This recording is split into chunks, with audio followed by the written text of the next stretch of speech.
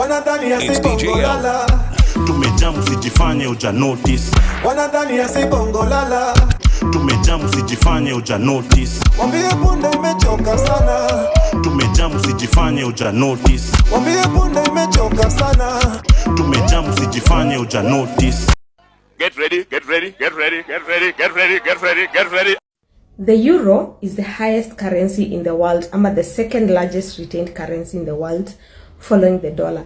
This, among others, ni kwa sababu their gold reserves ni so high. Europe has over 10,000 tons of gold. Lakini ukicompare between Europe's USA na Africa, which one has the highest gold mines? Africa has the highest gold minerals in the world. But the country in Africa with the highest gold reserves ni Algeria. Algeria iko na 174 tons. Ile ingine iko na 10,000, Algeria has 174 tons. Kenya has 0.02 tons. In short, 20 kgs. Imagine 20 kgs. That is what we base our currency on. Lakini ukiangalia Europe hawana gold mines. Wako na very small gold mines. So now ukiona the West wameanza kuingilia Burkina Faso, because Burkina Faso ile time Traore alichukua, their GDP was 18 billion USD. Right now iko projected kufika 22 billion USD in 2025. For comparison, Kenya tuko 108 billion USD in 2023 na tuko projected kufika 132 billion USD.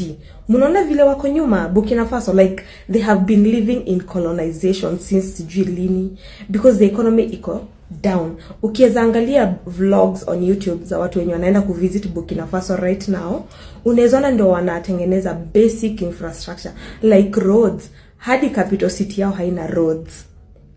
So now ukiona the West wameanza kuingilia Ibrahim Traore wakisema ati anachukua gold anajiekea yeye mwenyewe, but Traore amesema yeye anachukua gold kwa sababu vile aliingia power ali revoke all licenses za foreigners miners, like hizo mines zenye zilikuwa owned na the West ni US na Europe. Akasema hakuna kumine tena, if you're not Burkina achana na wao. So now he has been mining akieka reserves kwake, ndio pia a strengthened currency yao.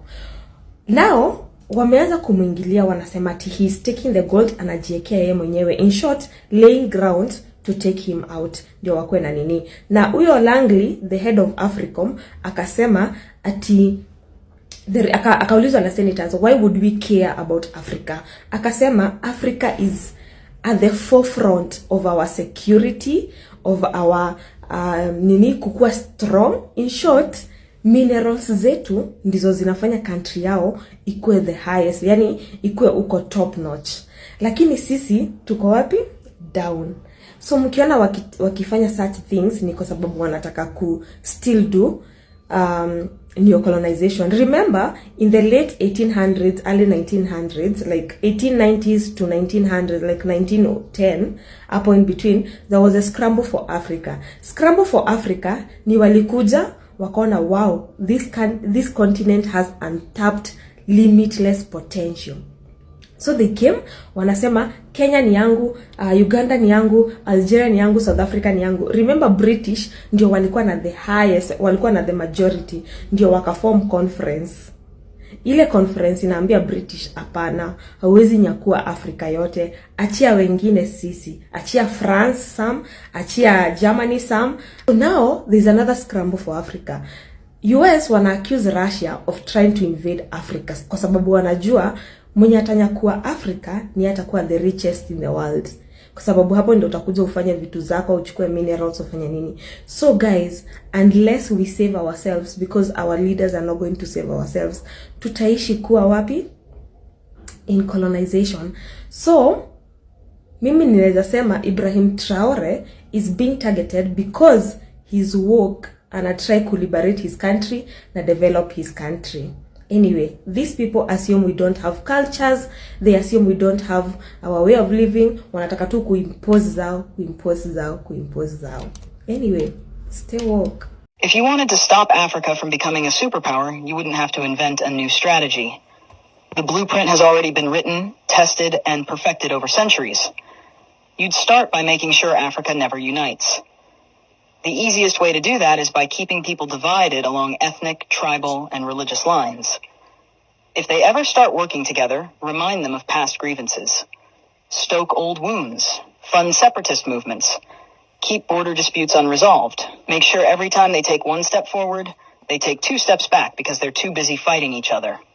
You'd install leaders who serve foreign interests, not their people.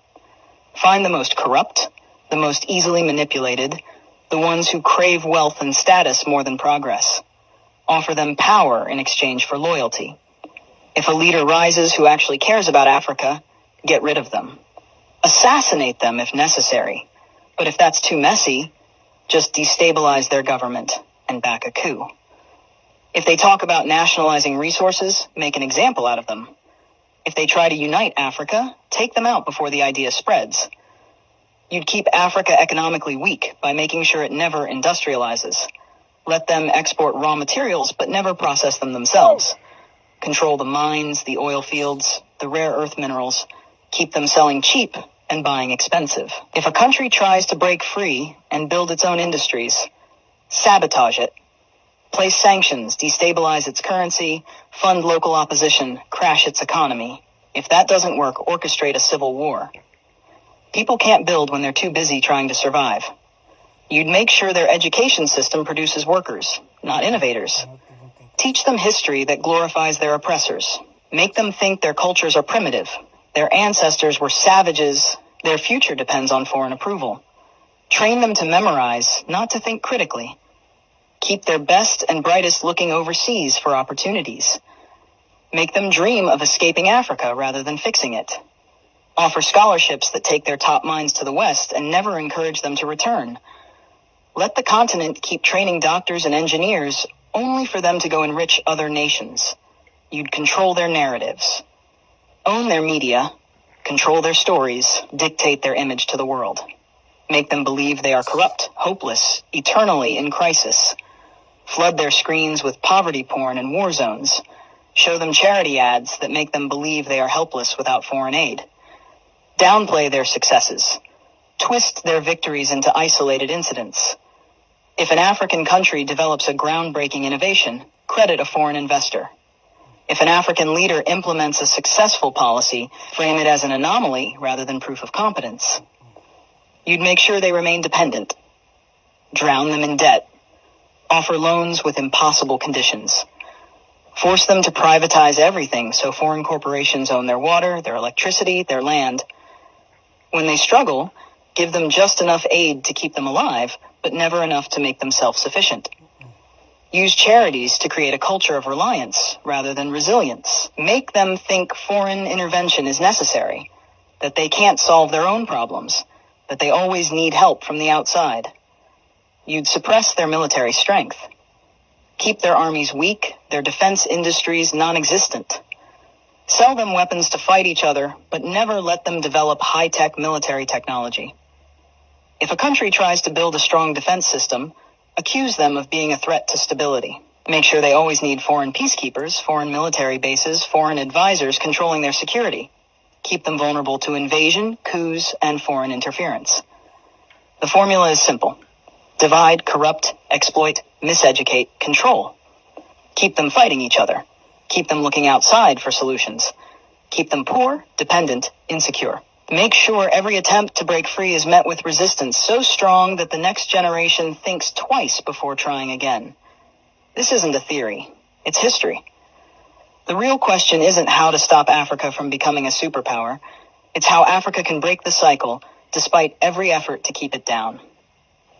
These rallies on top of vehicles are becoming dangerous. They should be banned. Let people stop being cheapskates. Unajua the reason they do rallies on top of vehicles is because they don't want to hire a stadium. The logistics is cheap. Unachukua convoy, uneka mafuta, and that's it. But the proper way it should be done is the area of interest, you go there, find a stadium or a ground that is free, pay the people to set up the stage, pay the people who are doing the lighting, the sound system, pay the security. Ukitaka hata ulipe watu ndo wakuje, but that is on you. But because Kenya, we don't like doing what is right. We ignore that and we just take an entire convoy to do rallies. Again, I ask, what if that shoe was not a shoe but a bullet? I am the president of Kenya, but the president doesn't hold up.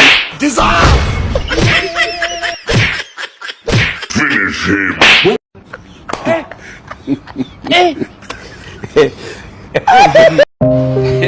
Kenyans, hawa ndio wakombozi. Same old monkeys, baboons, gorillas, different forests.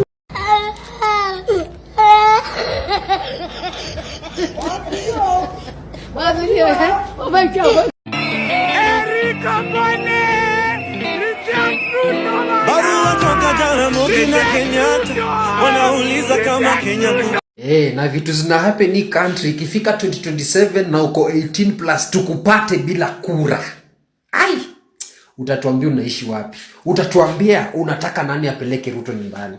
Kiongozi wa Kenya kwanza ni nani? Ni Ruto.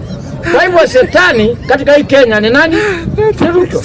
Na ueleze mpaka jirani yako, ueleze mtoto wako, ueleze mjukuu wako aelewe kwamba shetani wa Kenya ni nani? Ni Ruto. Kwa hivyo kila siku asubuhi ukiamka unasema ashindwe.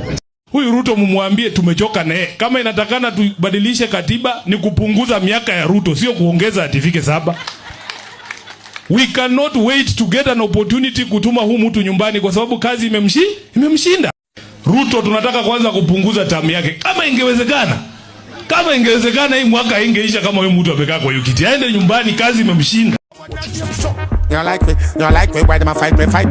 You like me, chewing a bone, a bite.